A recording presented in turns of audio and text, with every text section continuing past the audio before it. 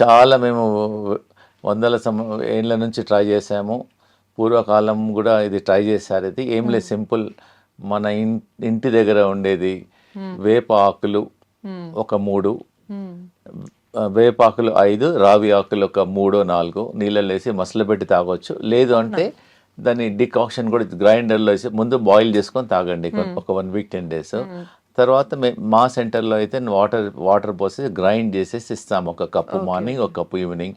ఒక 2 monthsలో క్రియాటినిన్ ఒట్టి ఇది. కొంతమంది పేషెంట్స్ ఏం చేస్తారు, మా దగ్గర ట్రీట్మెంట్కి రాలేదు, మా లెక్చర్స్ అనేసి ఈ 2 వాడారు. దీనివల్ల చాలా రిజల్ట్స్ ఉన్నాయి. క్రియాటినిన్ తగ్గుతుంది, కిడ్నీ ఫంక్షన్ ఇంప్రూవ్ అవుతుంది, మనం డబ్బులు కూడా పెట్టాల్సిన అవసరం లేదు. ఇంటి దగ్గర కనిపించిన చెట్టుని తెంపుకొని కూడా వాడొచ్చు. ప్లస్ ఇంకోటి ఏందమ్మా అంటే, మేము ఈ మధ్యలో ఒక 1 month నుంచి రీసెర్చ్ చేసాము. వేపాకులు ఒక 100 ప్లస్ ఈ రావి ఆకులు ఒక 100 pieces ప్లస్ ఒక 5-6 కాకరకాయలు, పచ్చి పసుపు అవన్నీ గ్రైండ్ చేసేసి ఒక చిన్న ప్లేట్లో పెట్టేసి కాలుతోనే బాగా నిలబడాలి, ఆ పేస్ట్తోనే బాగా ప్రెస్ చేసేయాలి.